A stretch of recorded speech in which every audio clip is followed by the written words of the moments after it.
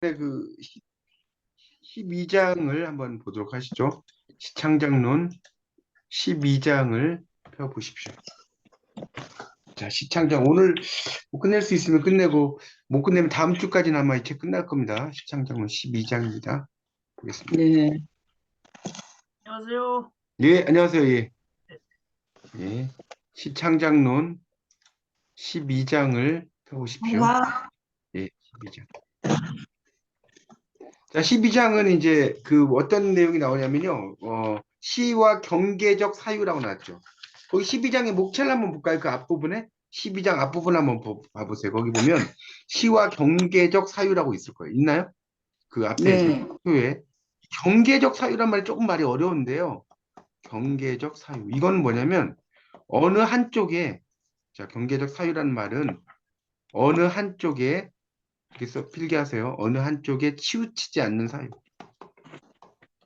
어느 한쪽에 치우치지 않는 사유. 이거를 이제 우리가 시와 경계적 사유라고 그래. 그 시창작론 이번에 리포트인가요? 네. 과목이? 네, 네. 리포트. 과목 그 주제는 나왔어요? 아니, 저 출석 수업이에요. 아, 이 출석 수업이 잘 됐네 오히려 그러면. 예, 예, 예. 이게 이제 전에는 리포트였거든 중간이. 그러면 이게 예. 기말고사인가요? 어떻게 되나요? 예, 기말은 아마 시험일 거예요. 이게 오히려 뭐 시험도 나쁘진 않네요. 이게 전에는 또 리포트였는데 이게 바뀌었나 보다. 어쨌든 뭐 출석 수업이면 더 좀 여러분 공부하시기가 편할 것 같네요. 왜냐면 이게 리포트로 네. 쓰면 상당히 좀 복잡할 수 있거든요. 어려워. 잘 됐어요. 네. 오히려 잘 됐어요. 출석 네. 수업이면 언제예요? 죄송하지만 대표님, 이 출석 수업이다 일정이 대략 3월, 성남 3월 20일이에요. 3월 20일. 예, 예. 지금 다음 주 다음 주에, 월요일. 잘 됐네. 그러면 제가 출석 수업 끝나면 이제 어떤 건지 여쭤보고 거기에 맞춰서 제가 좀 강의를 해드릴게요. 그럼 되죠? 이제 출석 수업에 아니, 맞춰. 대표님, 출석 수업이 3월 20일이라고요? 예, 성남학생은 3월 20일, 월요일. 예, 그럼 얼마 안 예, 남았네요. 예, 예. 다음 주에요. 다다음이니까 다음 주 예, 월요일이네. 예, 예. 다음 주가 아니라 다음 주 월요일. 예, 네, 다음 한번 주. 예, 예. 야, 이거 저기 못 들으신 분은 꼭 여기 가서 들으시고요. 알겠습니다. 예, 이제 그럼 수업을 좀 할게요. 어쨌거나 제가 이제 뭐 다음 주까지는 책이 끝나니까 여러분이 한결 쉬우실 거예요. 그 좀 네, 베이스가 없는 상태에 듣는 것보다는 뭐든지 좀 베이스가 깔린 상태에 들으면 뭐든지 쉬워요. 공부는. 자, 이제 그럼 알겠습니다. 제가 하여튼 부지런히 오늘 진도를 좀 나가겠습니다. 저번 주에 제가 일정이 빠듯해가지고 올 수가 없어가지고 죄송했습니다. 자, 그럼 보세요. 자, 오늘 되도록이면 끝낼 수 있으면 끝내볼게요. 제가 핵심만 해서. 자, 212쪽. 네, 자, 지금부터 이제 붙들어 나가겠습니다. 보세요. 자, 이제 시와 경계적 사유는 일단 시의 언어와 주변성이란 말 나오죠? 거기 나오죠? 시의 언어, 이게 뭔 소리냐면, 시라고 하는 것은 여러분 이제 시를 이제 쓰기도 하고, 또 시를 감상도 하잖아요? 어쨌든 중요한 거는 시를 감상하려면 여러분 뭐가 많이 필요하죠? 시든 뭐 공부든 시뿐이 아니죠. 여러분 공부를 하려면 뭐가 많이 필요해요? 예? 공부를 하려면. 예? 주변 지식이 필요해. 맞나요? 네, 여러분, 여러분 문학 공부해 보시면 알겠죠? 근데 글 잘 쓰려고 왔더니 뭐 한문도 해야 되고, 뭐 영어도 해야 되고, 그러지 않았어요? 심리학도 알아야 되고, 철학도 좀 해야 되고, 그러잖아요. 공부를 하다 보면. 그러니까 이런 주변 지식이 상당히 필요하다는 거예요. 이 시를 공부할 때는. 그리고 그래서 이런 시를 공부를 하려면 그런 주변 지식적인 요소들을 좀 알고 공부를 해야 된다는 것입니다. 일단 그걸 염두에 두고 설명을 좀 드리겠습니다. 그러니까 시라고 하는 것은 일상의 언어하고도 다르고 학문의 언어와도 달라. 그러니까 아까 경계적 사유라는 것은 자, 이렇게 그림을 한번 그려보세요. 여기 이제 일상의 언어가 A집합에 있어요. 일상의 언어. 그다음에 요 B집합에 학문의 언어가 또 있겠죠. 이렇게 학문의 언어가 있어요. 있겠죠. 무슨 말인지 이해가죠? 여기까지? 요 주변에 뭐가 있다? 시의 언어가 있다는 거예요. 이렇게 그림을 좀 이해가 쉽나요? 일상의 언어라는 게 있고 학문의 언어가 있어요. 이게 교집합이라기보다는 그 사이에 끼어 있다고 생각하면 돼. 여기에 뭐가 있다? 자, 이걸 뭐라고 한다? 유식한 말로 뭐라고 한다? 지금 제목 나왔잖아요. 쉬어요. 그러니까 시의 언어인데 이거를 경계적 사유라고 한다고. 저까지 네, 이해가죠? 네, 그렇게. 네, 자, 그래서 다시 이제 212쪽을 보세요. 그래서 거기 이제 보면 이제 시라고 하는 것은 거기 이제 넷째 줄에 인간의 정념을 다루기 때문이 아니라 그것을 다루는 시적 태도가 그렇다는 것이다. 그렇죠? 이 시적인 태도라는 것은 이제 인간의 여러 가지 문제를 잘 다루는 것이고요. 그다음에 불가능한 것을 향한 모험으로서의 시쓰기. 우리가 김수영이 시쓰기를 그렇게 이야기했어요. 불가능을 뭡니까? 그것을 향한 모험으로서의 시쓰기다. 좀 말이 어려운데, 그러니까 결국은 시쓰기라는 것은 여러분 그 김기림의 바다와 나비라고 있지 않나요? 네, 이 있어요. 유명한 김기림의 시 중에 이게 그런 거예요. 불가능한 것으로 향해 가는 그런 것을 이야기를 하고 있습니다. 시쓰기라는 것은 자, 지금 212페이지를 펴보시면 됩니다. 212쪽에 지금 들어가고 있어요. 그래서 시쓰기는 이렇게 김수영이 말한 것처럼 불가능을 향한 모험으로서 우리가 바다와 나비도 마찬가지잖아요. 이 나비가 이 바다라는 곳으로 이렇게 내려갔다 다시 올라오는 이야기 아니에요? 맞죠? 그래서 결국은 바다, 이 불가능한 세상 이런 것을 항해를 하는 거죠. 맞죠? 그래서 이제 네, 뭐 공주처럼 안녕하세요, 교수님. 예, 반갑습니다. 오랜만에 뵙습니다. 예, 네네네. 예. 잘 몇 페이지? 지내셨어요? 예. 212페이지요? 예, 212쪽. 예, 212쪽을 보겠습니다. 거기 그 지금 시해, 거기 뭐였냐면 시해와 경계적 사유인데, 아까 제가 이제 네, 경계적 사유라는 말 먼저 설명드렸어요. 그 경계적 네, 사유는 좀 늦게 오셔서 다시 설명드리면, A 집합이 있고 B 집합이 이렇게 있다. 근데 네, 요 A 집합은, A 집합이 있어요. 여기는 이제 일상의 언어가 있고요. 일상의 언어가 있고, 요 B 집합에 학문의 언어가 있다. 학문의 언어가 있어. 그러면 이 경계적 사유라는 것은 요 사이에 시의 언어가 있다는 거예요. 시의 언어. 그래서 이 경계적 사유에 거기 이제 112쪽 앞부분에 경계적 사유에 212쪽이네요. 그 제목의 의미는 뭐냐면 어느 한쪽에 필기를 그렇게 하세요. 치우치지 않는 사유다. 치우치지 않는 사유. 이것을 시의 언어라고 하고 시의 언어에 무슨 사유다? 경계적 사유다. 이렇게 이해하시고 자, 그래서 이제 그렇게 필기하시면 됩니다.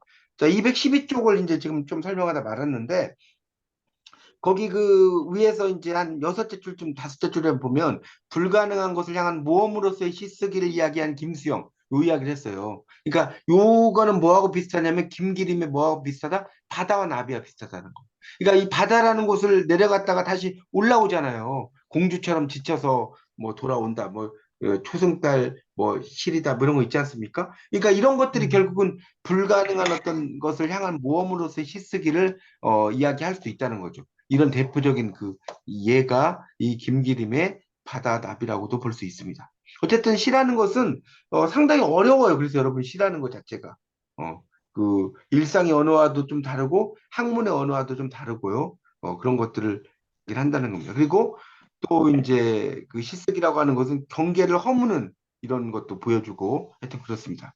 그래서 거기 이제 밑에서 둘째 줄에 이제 보면 212쪽에 김수영은 자유와 사랑의 동의어로 혼란을 두고 혼돈을 시에서 중대한 문제로 다룬다. 이렇게 나왔고요. 자, 213쪽을 보겠습니다. 213쪽을 보시면 그래서 이제 그 시를 쓰는 행위는 거기 셋째 줄 보세요. 경계를 허무는 사유와 유연한 태도에서 비롯된다. 거기 좀 밑줄 칠까요? 213쪽의 세 번째 줄 끝에부터 그런 의미에서 다음에 시를 쓰는 행위는 부터 있죠. 경계를 허무는 사유, 유연한 태도에서 비롯된다는 거. 그러니까 우리가 이 데리다가 여러분 문학 비평론에서 좀 공부를 하셨을 텐데 어떤 이야기를 했습니까? 혹시 잘 기억을 해보세요. 이 데리다가 한 유명한 말이 경계선 허물기를 해요. 물론 디페랑스를 이야기도 했죠. 차연이라는 차연, 예, 차연을 데리다가 이야기도 했지만 데리다가 이야기한 또 유명한 말 중에 경계선 허물기라는 게 있어요. 그러니까 우리는 이런 거죠. 예를 들어서 문학을 전공한 사람 문학만 하고 그렇죠. 어학을 전공한 사람은 어학만 해. 그런데 문학을 공부하다 보면 어학적인 게 나와야 안 나와요. 나오죠. 나오잖아요. 예를 들어서 우리가 뭐 석보상제를 문학적으로 공부한다고 하더라도 어학적인 거 알아야 돼, 몰라야 돼. 알아야 될 거 아닙니까? 맞죠? 그러지 않나요? 그 다음에 어학을 전공한 사람이 이것에 대해서 뭐 글쓰기, 뭐 표기가 어쩐 걸 공부하려고 해도 이 당시에 문학적인 상황을 알아야 되죠. 맞나요? 맞잖아요. 이런 것이 바로 경계선 허물기예요. 그 공부라는 것은 내가 문학을 전공한다고 해서 문학만 딱 해갖고 되는 게 아니라 온갖 것들을 다 알고 있어야 돼. 여러 가지 내용들을 이렇게 알고 있어야 된다. 그런 것들이 이제 공부의 어떤 중요한 초석이 된다라고 할 수가 있겠습니다. 여러분이 지금까지 상식이 4학년까지 공부하는 게 상식이 뭐예요? 많아요. 잠깐만 이거 아, 제가 지식보다 상식이 많아요. 속을 좀 해야겠네. 잠깐만요. 자, 그렇게 이제 이해하시면 될 것 같습니다. 그래서 이제 공부라는 것은 통합 교과다. 인터텍스투얼리티. 자, 이거 뭐라고 그랬죠? 문학 비평론 배우셨을 텐데 간텍스트성이라고 하는 거예요. 여러 가지 요소를 같이 알고 있어야 된다. 자, 그래서 거기 이제 213쪽을 보겠습니다. 거기 두 번째 단락. 시인은 일상적 도구나 소통의 기호로서 언어를 대하지 않고 사물로서 언어를 대한다. 이렇게 나왔죠. 그래서 이 사르트르는 시인은 먼저 이름을 통해 사물을 인식하는 대신에 사물들과의 접촉을 하고 그 다음으로 이제 말이라는 사물 쪽으로 들어간다는 겁니다. 그러니까 이 시인은 결국은 그 말의 의미 하나하나를 잘 따져서 쓴다는 거죠. 자신의 어떤 자신만이 쓰는 시 언어가 있죠. 그렇죠? 그런 것들을 이제 잘 쓴다는 건 참 어려운 이야기예요.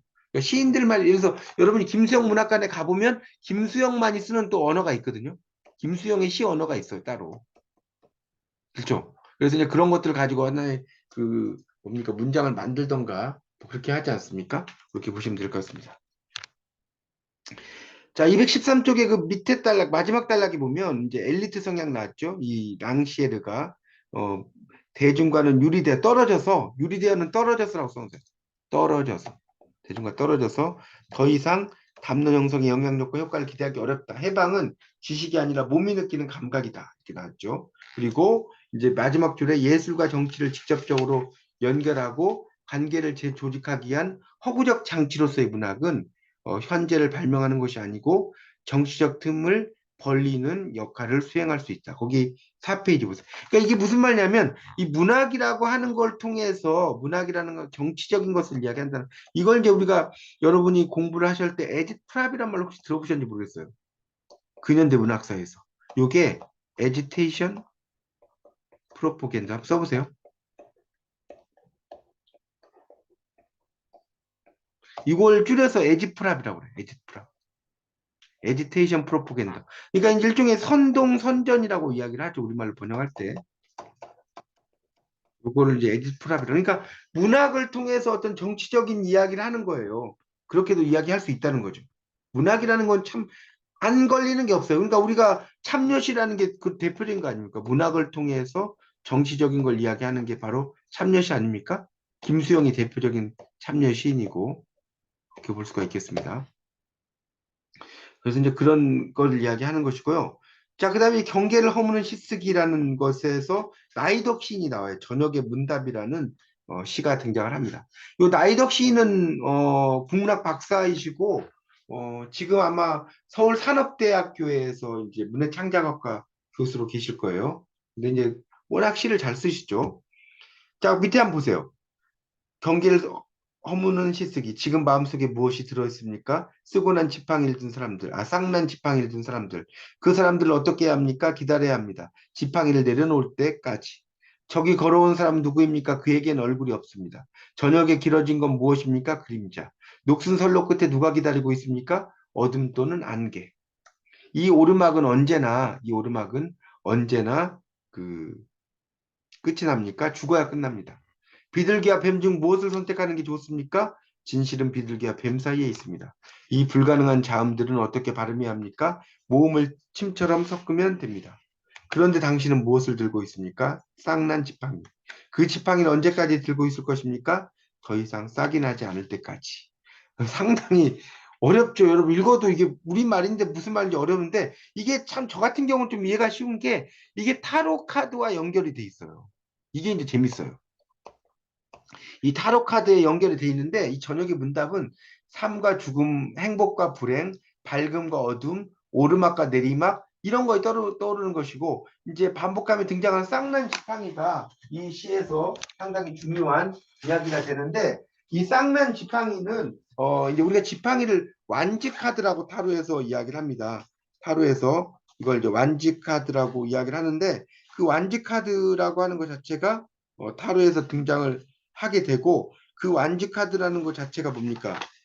타로 카드를 여러분 이제 공부를 하시다가 보면 이제 그런 것들이 뭡니까? 나타나 있어요. 제가 한번 여러분에게 그 완즈 지팡이에 대해서 좀 보여드리도록 하겠습니다. 이걸 일단 오늘 중지시키고요. 이 타로 카드 중에 이제 보면 이 화면 보이시는지 모르겠어요. 이렇게 보이죠? 보이나요? 여기 지팡이에 싹이 나 있죠? 지팡이에 싹 난 거 안 보여요? 이 완지 카드를 보면 이렇게 지팡이에 싹들이 나 있어요. 이렇게 여기 위에도 그렇고 그러니까 이 지팡이에 싹이 난다는 것은 어떤 희망이라든가 소식이라든가 이런 것을 등장을 하는데 그 완지 카드 중에서도 이제 우리가 코트 카드가 있어요. 코트 카드 그런 경우 보면 특히 이제 그 카드 중에서도 지팡이에 싹이 많이 나 있습니다. 이렇게 보면 여기에도 이렇게 지팡이에 싹이 나 있는 게 보이실 거고요. 그 다음에 또 완즈 카드가 되게 많이 있는데 그 완즈 카드 요거 요 페이지 오브 완즈라고 하는 게 있어요. 여기도 보면 이 화면에 보시면 이렇게 싹이 이렇게 나와 있는 거 보이죠? 이렇게 보여요? 여기 네. 이런 것들을 이야기하는 겁니다. 그러니까 이게 타로 카드를 좀 알면 이 완지 카드의 그 의미를 좀 알면 이해가 쉬운 그런 카드가 이런 카드다 이렇게 하여튼 이해하시면 됩니다. 지금 뭐 타로 카드 하는 시간 아니기 때문에 그 정도로만 이거는 제가 설명을 좀 드리도록 할게요. 그래서 이제 그런 것들이 이제 이야기가 되는 것이다. 자, 그래서 다시 이제 보세요. 다시. 그래서 이제 타로 카드 이미지를 빌려왔다는 거예요. 그래서 이런 문답 형식을 취하고 있다는 것을 설명하고 있습니다. 자, 그래서 다시 이제 보세요. 시인의 자문자답, 스스로 묻고 대답한다는 거죠. 질문에 대해서 비껴가는 대답은 내면의 목소리다. 그러한 목소리는 삶의 모순과 여기 난경이란 말 나왔는데 난경, 이건 뭐냐면요. 써놓으세요. 어려운 처지를 난경이라고. 그렇게 필기하세요. 난경에 대한 막막함, 고통을 느끼게 한다. 우리는 누구나 희망을 갖고 산다는 거죠. 또 시라는 것은 묻고 답하기 어려운 국면에서 출발하는 것이다. 뭐 이런 이야기를 써놓은 거고요. 그 다음에 이제 또 다른 작품이 파일명 서정시에서 나이덕은 또 나와요. 나이덕 시인이 상당히 각광받는 시인입니다. 잘 나오고 있어요. 거기에서도 이제 감시와 통제에 대한 그 반발과 비판을 드러내기 위해서 동독의 시인 라이너 쿤체 일화를 전한다. 실제 동독정보부가 작성한 자료는 3,500여 쪽. 파일 안에 들어있을 말들의 기록에는 사상적 불온성 같은 것이 존재할 리가 없다. 그래서 두려움 이런 것들을 통해서 이제 감시 체제 이런 걸 이야기하는. 그러니까 이 감시 일망 감시 장치라는 말 쓰잖아요. 일망 감시 장치. 일망 감시 장치라는 말이 있어요, 여러분. 그 우리가 철학 공부를 할 때에도 이렇게 나오죠. 일망 감시 장치. 그러니까 이 재수들을 이 간수들이 보기 위해서 이렇게 이제 하나의 망으로 다 바라볼 수 있다는 거죠. 이런 걸 이제 우리가 그 일망 감시 장치라고 하거든요. 재수들을 한눈에 이렇게 바라볼 수 있는 그런 장치를 일망 감시 장치라고 합니다. 하여튼 이제 그런 것들 이야기하고 있고요. 그 다음에 그래서 이제 이걸 통해서 우리에게 시는 무엇이어야 되는지를 이야기하고 있다. 뭐 이렇게 하는 거고. 그 다음에 시라는 것은 그 밑에 있죠. 밑에 세 번째 줄 보세요. 나의 덩은 시란 나의 고통에 대한 고백보다는 타자의 고통에 귀를 기울이는 일이다. 고통을 깨달음으로써 치환하는 게 아니라 통증의 과정과 감각을 더 생생하게 느끼고 경험하는 데 있다. 그러니까 우리가 여러분 시치료란 말 있잖아요. 시치료. 시를 통해서 치료를 해준다는 거예요. 다른 사람의 말에 귀를 기울여 가지고. 그래서 오른쪽에 217쪽에 보면 문학이라고 하는 것은 나의 진술과 타자의 고통 사이에 발생하는 시적 거리를 좁히는 것이다. 홀로 고고하게 존재하기 위해서가 아니라 함께 살아가기 위한 방법적인 고안으로서 문학을 읽는 것이다. 그러니까 다른 사람의 말에 귀를 기울여 주는 거. 이것도 시쓰기. 여러분 아마 시를 지금까지 쓰셨을 때 다른 사람의 말에 기울이기보다는 나의 마음을 쓴 게 시라고 생각하시죠. 근데 그게 아니라는 거예요. 물론 이제 그것도 시라고 할 수 있지만 다른 사람의 말에 귀를 기울여 주는 것이 상당히 중요하다. 뭐 그런 이야기를 써는 겁니다. 그러니까 우리가 사람이 여러분 보세요. 사람이 우리가 심리학에서도 보면 이렇게 눈이 있고 뭐 뭡니까 코가 있고 입이 있지만 귀가 두 개잖아요. 귀가 이 귀가 두 개라는 거는 입은 하나잖아요. 말은 적게 하고 귀가 두 개죠. 많이 들어라. 이 별거 아니에요. 우리가 많이 들어주는 거예요. 다른 사람의 말을. 그게 이제 경청의 이런 것이 바로 경청의 기술이죠. 그렇죠? 경청의 기술입니다. 그러니까 우리가 이 성인도 이렇게 쓰잖아요. 이렇게 쓰잖아요. 이 귀도 있고 입도 있고 그렇죠? 이 성인이라는 사람은 다른 사람의 말에 이렇게 신경을 쓰라는 거예요. 말로도 하고 귀로도 들어주고. 여기 이제 요 밑에 있는 글자는 왕하고 같은 거예요. 왕. 그러니까 임금이 된 사람은 다른 사람에게 말도 귀를 잘 기울여 듣고 또 내가 하고 싶은 이야기를 해라 이런 이야기거든요. 성자가. 하여튼 이제 그런 것을 이야기하는 겁니다. 자, 그래서 이제 거기 217쪽에 보면 두 번째 단락에 시를 쓴다는 것은 일정한 메시지를 정하고 거기에 맞춰서 언어를 배열하는 기계적인 작업이 아니고 질문을 하기 위해서 시를 쓴다는 거예요. 좋은 질문 던지고 대답하는 거. 이런 이야기를 써놨습니다. 자, 그 다음에 또 하나의 시가 등장을 하죠. 김원희의 월인청강 부분이라고 나왔는데 여러분 이 월인청강이라는 말 자체는요. 이게 어디 나오는 말이죠? 월인청강지곡이죠. 뜻이 뭐죠? 달이 비친다. 천개의 강에. 그러면 달은 누구죠? 부처님의 대자 대비한. 천개의 강은 누구죠? 백성이죠. 이렇게 써보세요. 이 월인청강이라는 게 그런 뜻입니다. 거기 그 218쪽에 김원희 월인청강 이런 말 나왔죠? 월인청강지곡에서 나온 말이죠. 비치는 자. 그런 이야기입니다. 자, 거기 시를 보세요. 217쪽 와장창 유리창이 깨지고 뭔가가 날아들어온다. 거실 바닥에 쿵 떨어진다. 떨어진 다음에도 펄떡펄떡 뛰고 있다. 잘린 모가지다. 넘겨보세요. 피 7갑이다. 이 모가지가 왜 내 집에 눈을 뜨고 죽은 피가 솟도록 치뜨고 죽은 두 눈이 왜 이 밤중에 입을 틀어막으며 피 엉긴 머리털을 움켜잡는다. 죽어 떡 벌어진 입이 내뿜는 칩칩한 입김이 와락 얼굴에 끼친다. 창밖으로 힘껏 되던진다. 날아간다. 모가지는 투레질 시뻘건 투레질로 날아간다. 부들부들 볼살을 떨어대며 날아간다. 쨍그렁 맞은편 어디서 유리 깨지는 소리가 들린다. 악 이렇게 나왔죠. 그래서 밑에 보세요. 월인 청강은 이제 조금 제가 설명드린 게 나와요. 강물 위에 비친 달빛. 그러니까 부처님의 대자 대비함이 백성에 비친다는 거예요. 자, 오른쪽 보세요. 보통 부처님의 자비가 만천하에 이른다. 석가모니의 공덕을 찬양하여 지은 노래 월인 청강지곡을 들어온 까닭에 제목을 통해서 알 수가 있다. 그런데 어렴풋하게 짐작하는 것과는 다른 방식으로 시가 진행된다. 이 시를 읽기 위해서는 과격한 이미지를 펼쳐놓는 진술을 이제 제목이 갖는 일반적인 영역과 거리를 두고 구성해라. 자, 여기서 이제 뭐예요? 달빛이죠. 가장 중요한 게. 유리창을 깨치고 들어오는 게. 나는 고요한 달빛 속에서 죽은 두 눈, 피엉킨 머리털, 이런 것들 느끼고 견디지 못해서 반대편으로 내던진다는 거예요. 또 시 후반에서는 유리 깨지는 소리가 맞은편 어디서 들리고 짧은 비명 소리가 이어지는 거예요. 그렇죠? 짧은 비명소리도 이어지는 게 나오고 있습니다. 그래서 이제 그 고통은 뭐 끝나지 않는다. 그 다음에 괴기 영화를 보는 거죠. 그 다음에 여기 보면 그로테스크라는 말 좀 어려운 말 나와요. 이미지에 어쩌고 나오죠. 이건 좀 영어로 써보세요. 자, 이렇게 씁니다. 그로테스크. 그래서 우리말로 기괴한이에요. 기괴한을 영어로 그로테스크라고 합니다. 기괴한. 그래서 그러니까 일종의 프랑켄슈타인 같은 소설이 대표적인 그로테스크 노블이라고 합니다. 프랑켄슈타인 같은 그런 소설이 있죠. 자기가 만든 괴물과 싸우는 이야기잖아요. 자, 다시 이제 교재를 보겠습니다. 그래서 시의 제목과 본문 사이에 이격과 시적 효과가 있다. 달빛이라는 것은 어둠을 밝혀주는 온유한 존재죠. 알다시피. 또 여성적인 것에 함의도 있죠.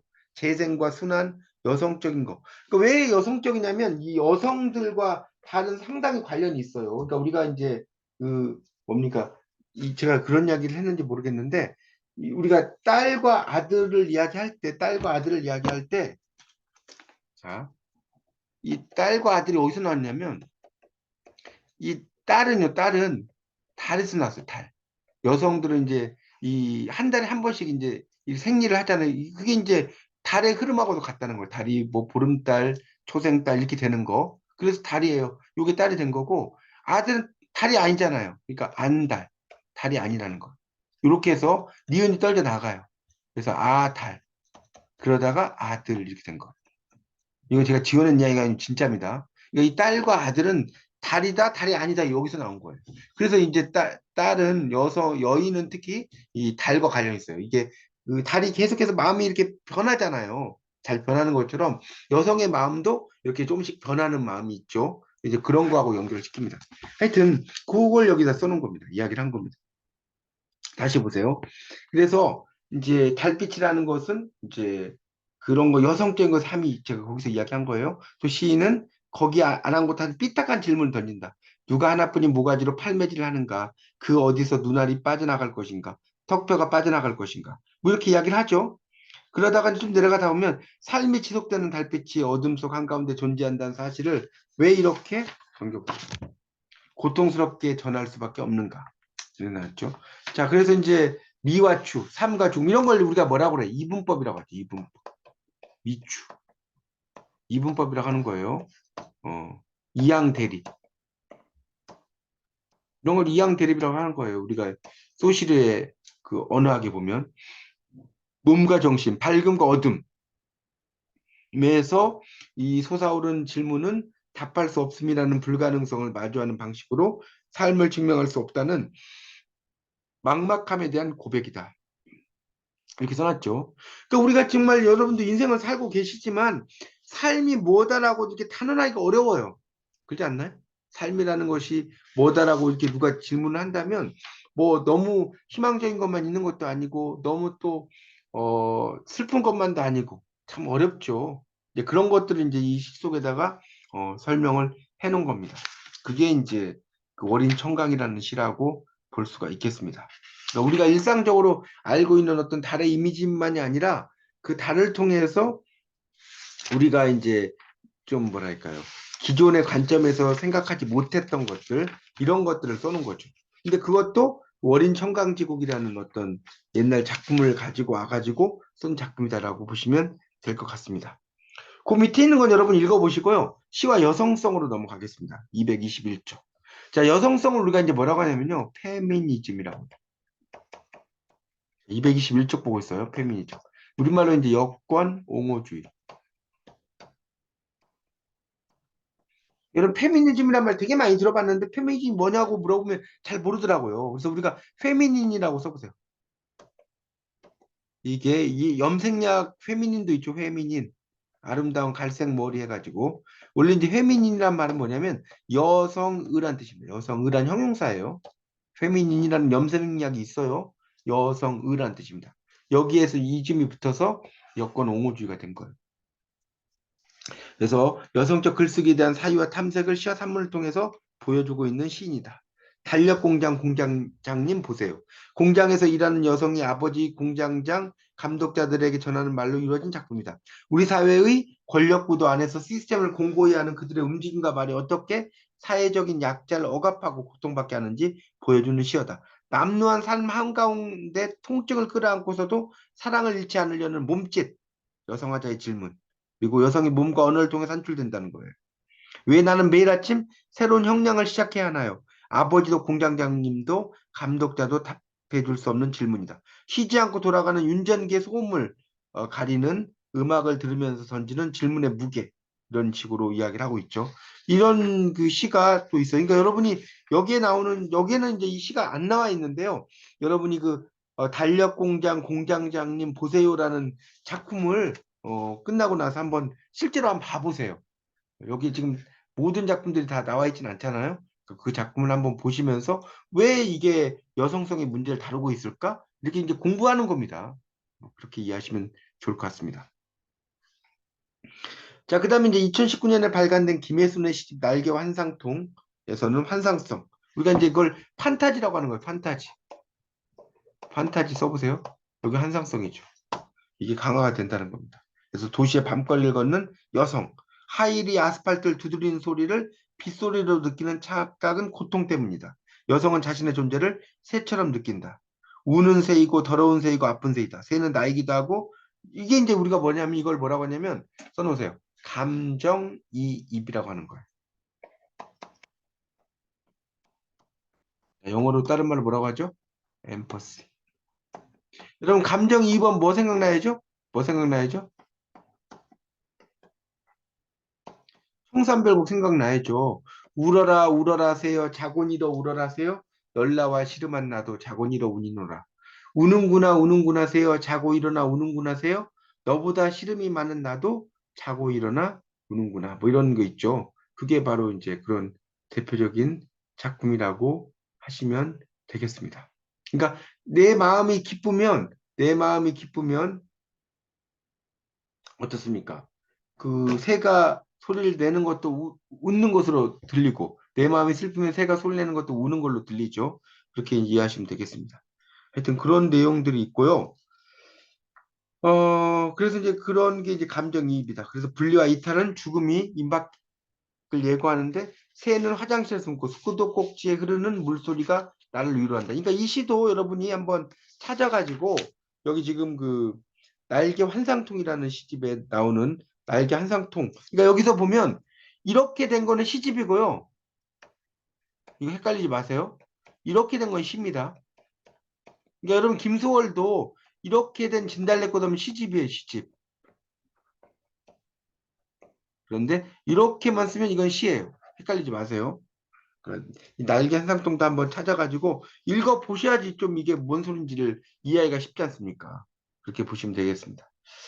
자, 그 다음에 222쪽에 보면 두 번째 단락 김혜순 시인은 여성이 글 쓴다는 것은 산문집에서 여성만이 가진 몸의 언어, 고유한 이게 이제 그 뭡니까 이 여성의 몸에 대한 이야기가 그 뭡니까 여러분 문학 비평론 공부하면 나오죠?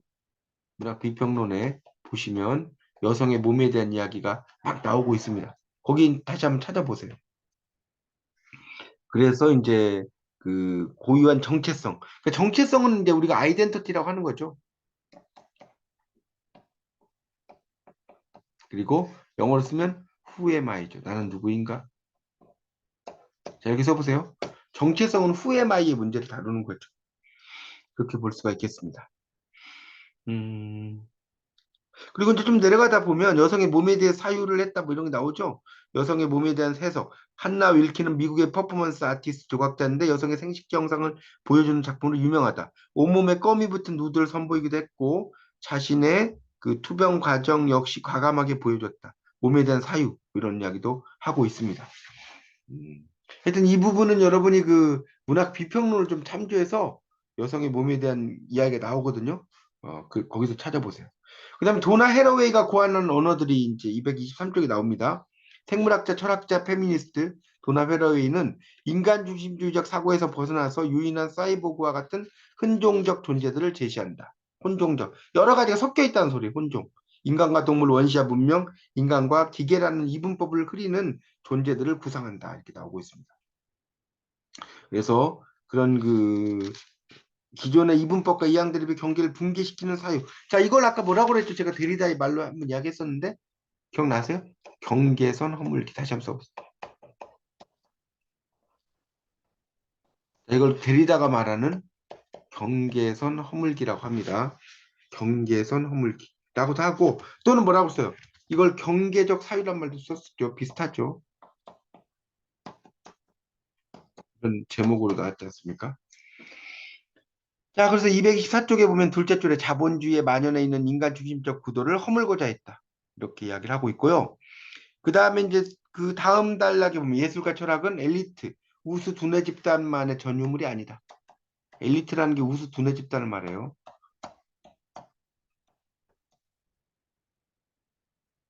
모드 루이스는 야머스라는 시골 마을에서 불편한 몸으로 태어났고 독학으로 그림을 익혔고 가난한 남자 만나 평생 조그만 오두막에서 소박한 그림을 그리면서 지냈죠. 남들이 쓰다 버린 페인트를 뭐 이렇게 섞어가지고 뭐 그림을 그렸고 캔버스가 없으니까 창문 이런 데다 그림을 그렸다는 거예요. 또 조개 껍질에다 그리고. 그래서 모드는 그러니까 이게 조개 껍질에다 그렸다는 거 보면 뭐가 생각이 나냐면 이중섭 작가가 생각나죠. 이중섭 작가가 너무 가난해가지고 이 담뱃갑에다가 그림을 그려요. 담뱃갑에 보면 그 은박지 있잖아요. 은박지. 은박지가 이렇게 있거든요. 거기다가 막 그림을 그린 게 되게 많습니다. 하여튼 그렇습니다. 그래서 이 모드는 제일 마지막에 있죠. 가난하고 고립된 사람이었지만 그녀가 그린 그림은 환하고 밝고 사진 속의 그녀 역시 해맑다. 꽃과 고양이, 소와 마차, 항과 들판의 풍경은 소박하다. 이났죠. 또 토속적이고 친밀한 세계는 안에는 배움도 의식도 없지만 이상한 활기가 넘친다. 자, 마지막 단락. 그래서 우리가 현재 살아가고 있는 세계는 환경오염, 기후오염 이런 게 많다는 거죠. 그렇지 않습니까? 뭐 사막화가 또 진행이 되고 있고, 사막화가 진행되잖아요. 그래서 인간은 지적이고 반성적인 존재이면서도 자연을 파괴하고 오염시켜 왔어요. 차별과 억압의 시스템 속에서도 살아가. 자, 이게 이제 노자가 말하는 뭐죠? 노자 도덕경에서 천지불인이라고 그래요. 써볼까요? 천지는 인자하지 않다. 그렇죠? 터키에서 얼마 전에 엄청난 지진이 일어났잖아요. 그게 인간이 자연을 무분별하게 개발했기 때문에 발생한 거라는 거예요. 그래서 천지가 인자하지 않다는 거. 쓰나미가 인자하지 않죠? 그렇게 이해하시면 될 것 같습니다. 그래서 그런 미래 사회 글쓰기는 개방성, 혼종성 이런 걸 포함하고 있고 우리가 시를 쓸 때 편협하고 기계적인 사고, 생각, 이분법적이고 관념적인 판단에 함몰되지 않도록 경계적인 사유를 실천하는 것이 상당히 중요하다. 이런 이야기. 그러니까 시를 쓸 때는 여러 가지 관점에 쓰라는 거죠. 그리고 나만의 관점이 아니라 아까 여기 나온 것처럼 누구 작가를 이야기했습니까? 아까 그 이 앞에서 지금 공부를 했던 이 나이덕 작가처럼 다른 사람의 말에 귀를 잘 기울이는 그런 시인이 되라는 거예요. 내 이야기만 막 쓰는 그런 시인이라기보다는 다른 사람의 말에 귀를 잘 기울일 줄 아는 시인이 되어라. 그렇게 이해하시면 될 것 같습니다. 이 정도로 해서 일단 이야기는 마치도록 하겠습니다.